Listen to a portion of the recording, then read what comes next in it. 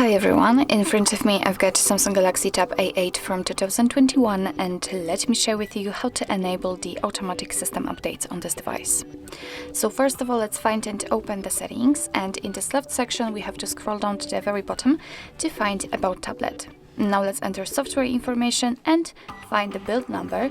Keep tapping on it until you'll see that you're in the developer mode, because there we will be able to find the option connected to the automatic system updates. So now let's scroll down again in this left section and enter developer options.